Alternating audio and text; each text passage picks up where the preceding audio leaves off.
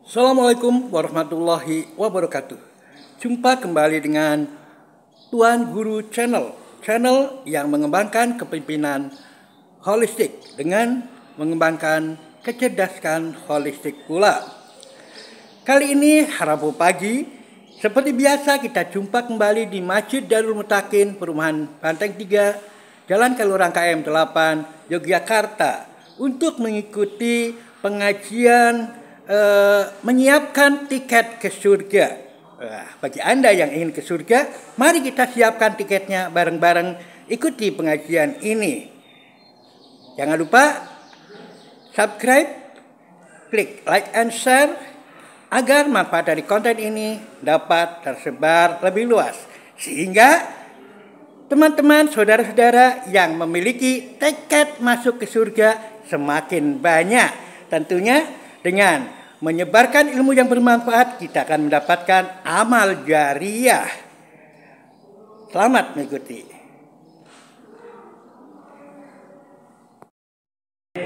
Satu di antara kalian meninggal dunia kecuali dia sudah husnuzan kepada Allah. Sudah husnuzan kepada Allah. Nah, apa betul husnuzan kita kepada Allah? Ya, kita yakini saja.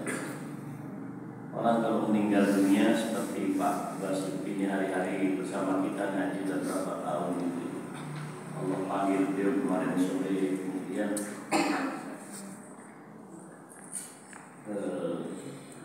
Mbak siapa namanya itu, Mbak Tsunami yang di Udiun, betul.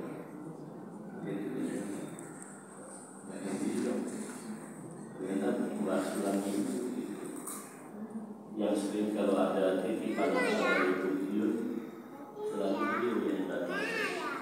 Sudah meninggal. Jadi segera kita mampu, karena kemungkinan kalau ada kekurangan segera dipertanggungjawabkan di hadapan Allah. Siapa tahu di situ ada syafaat, siapa tahu di situ ada maghfirah. Jadi semuanya baik. Seberapa kita ini membangun sikap hidup yang positif kepada Allah dulu, baru nanti kepada sesama manusia. Ini amal dan amal. Jadi nggak ada peluang orang beriman itu peluang untuk seperti kata Rasulullah, al-kibru batarul haq wa ghamtun nas. Ini hadisnya sahih. Rasulullah mendefinisikan apa itu kesombongan. Ternyata kesombongan itu aspeknya dua. Yang pertama apa tadi? Batarul haq. Jadi tidak suka kebenaran, diingatkan gak mau. Yang kedua, suka merendahkan orang. Merendahkan ada dua. Nah itu al-kibr. Jadi dia sulit menerima kebenaran. Yang kedua, suka merendahkan orang lain. Itu sombong. Nah konsekuensinya kata Rasulullah, la yadkhulul jannata man kana fi qalbi mithqal dzarratin min kibrin. Tidak akan masuk ke dalam surga orang yang di dalam qalbunya itu ada sebiji zarrah dari kesombongan. Jadi menarik. Jadi kalau saya duduk di depan ibu bapak dan bukan kemudian saya paling apa, kebetulan pernah belajar, pernah mondok di pesantren, kemudian sedikit-sedikit bisa baca kitab. Jadi hanya itu saja, tidak lebih tidak kurang. Jadi kita bukan berarti kemudian apa. Saya pernah di internet itu kan orang saling merendahkan. Nah, ini jadi pandangan kita kepada Allah itu akan mempengaruhi pandangan kita kepada sesama makhluk sosial, kepada sesama makhluk sosial. Nah, oleh karena itulah ibu bapak sekalian, apa katanya di sini? Wa ala hasabil mahabbati wa quwwatiha yakunur raja. Seberapa panjenengan cinta kepada Allah, sebesar itu pula harapan kepada Allah. Seberapa cinta suami kepada istri, sebesar itu pula harapannya kepada suami yang soleh. Tapi sebesar apa Anda berharap kepada Allah, sebesar itu pula ketakutan Anda kepada Allah. Saya cinta istri saya dengan harapan dia pun juga mencintai saya, mencintai anak-anak saya. Maka saya harus rawat cinta istri saya. Gimana caranya? Saya harus menanamkan saya pun juga punya rasa takut istri saya berwibawa kepada saya. Sehingga saya bilang, sebetulnya begitu kita keluar rumah mau ngapa-ngapain aja bisa kok. Iya, istri suami ini keluar kerja gitu ya. Emang istri kita tahu kita ngapain? Kan nggak tahu juga Pak. Orang sekarang canggih banget kok. Canggih banget teknologi. Bilang aja kemana, ke kampus, ternyata bukan ke kampus, kemana, kan nggak ada yang tahu. Tapi kita lakukan tidak. Mengapa? Kita masih punya hati.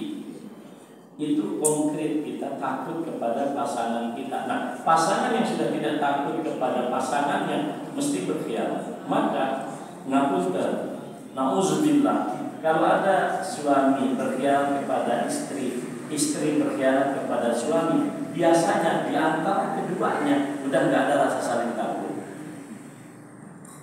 Wes, nggak ada wibawa sekali. Cinta, I love you, mbakmu. Itu aja, ngapusi mesti, ngapusi.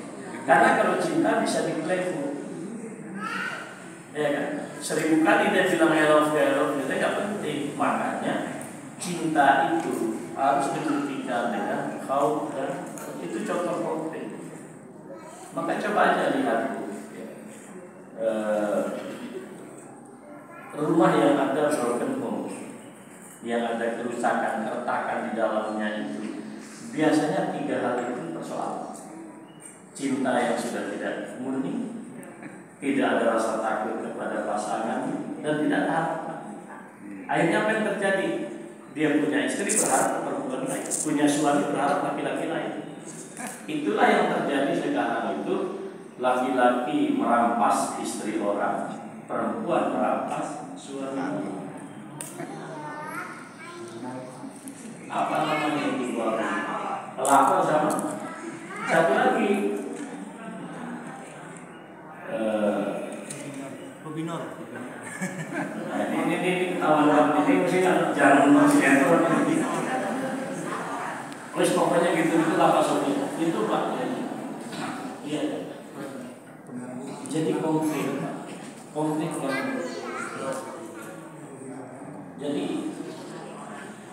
Jadi ini kita bukan hanya bicara sholat, tapi kita juga bicara apa? Kita bicara tentang persoalan sosial kita. Nah, ini yang saya takutkan di bangsa kita ini. Kalau sudah tidak ada lagi yang ditakuti.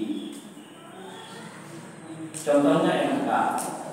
Ya, ini kan sedang di sidang etik ini.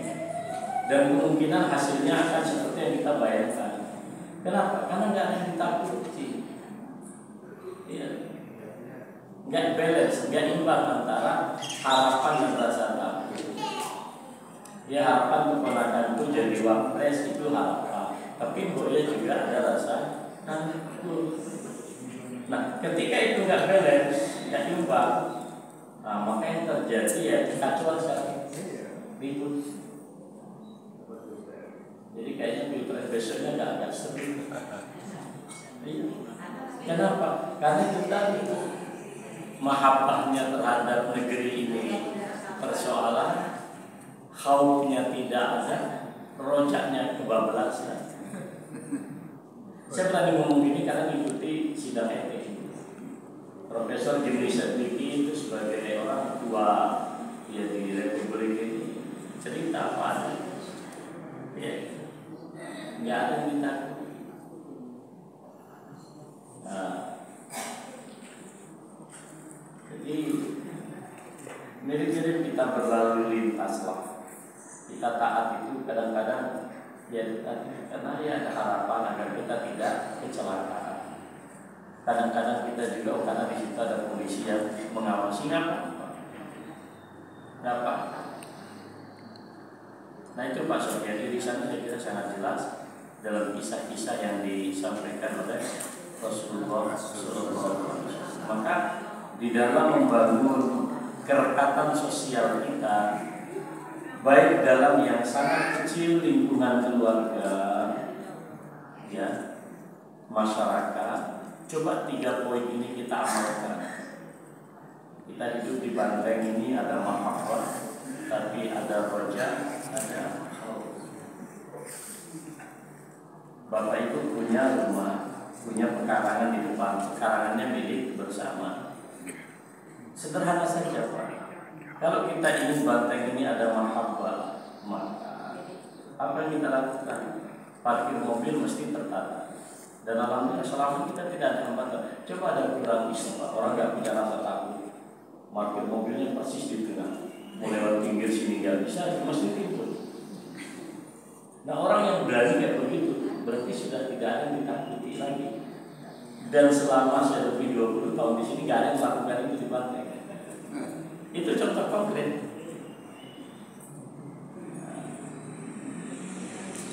Akhirnya kita nyaman.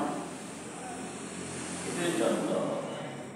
Maka kehidupan bangsa kita, manakala antara cinta, harapan, dan takut itu tidak ada, rusaklah sistem kehidupan berbangsa. Kalau kami hidup bangsa besar, kita ikut sajalah yang kecil-kecil. Nah, saudara sekalian yang saya muliakan, kita baca juga di sini Nabi Allah Subhanahu Wa Taala sampai juga berkata, ini saya latihan meninggalkan kacamata. Ana inda dhanni abdi bi.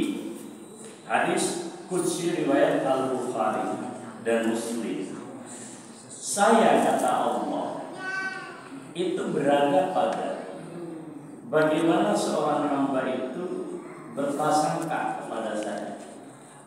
Coba lihat Allah kita prasangka sebagai apa?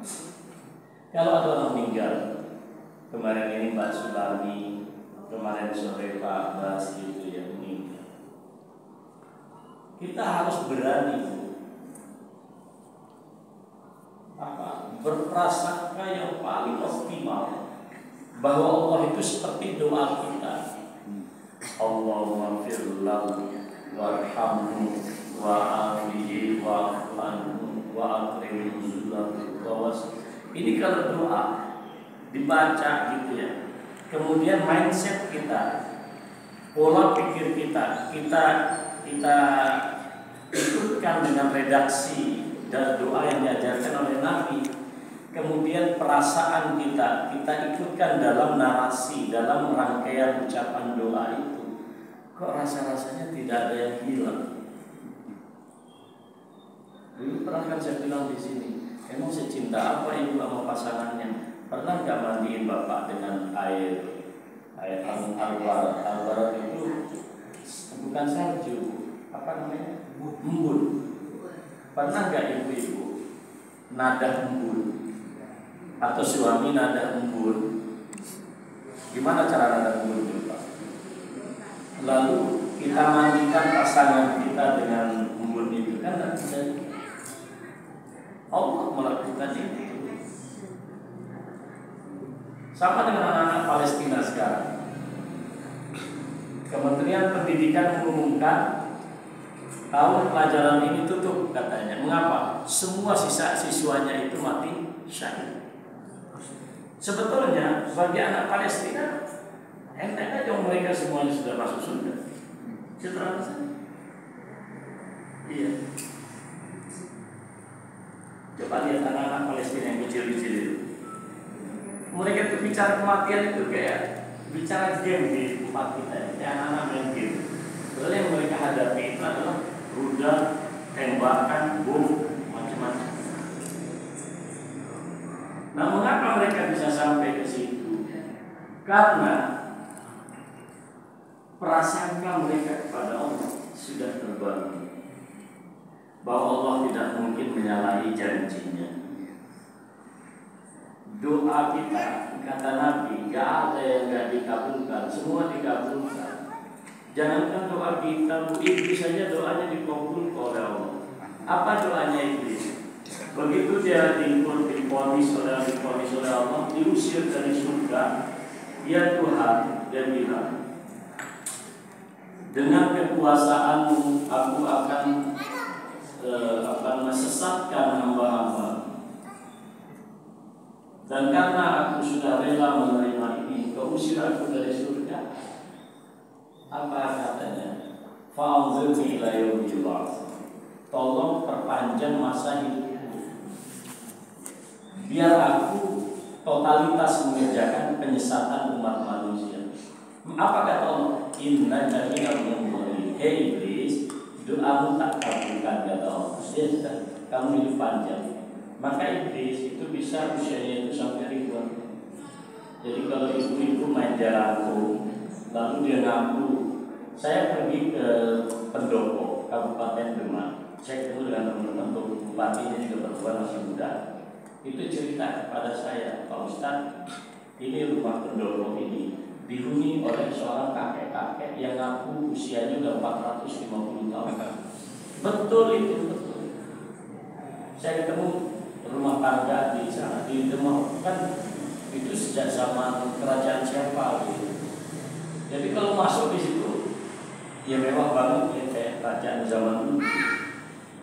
Tapi dia bilang saya nggak kerja di sini, tapi itu mbaknya itu Bu Dr. Esti itu bupati, dia tidak kerja di situ.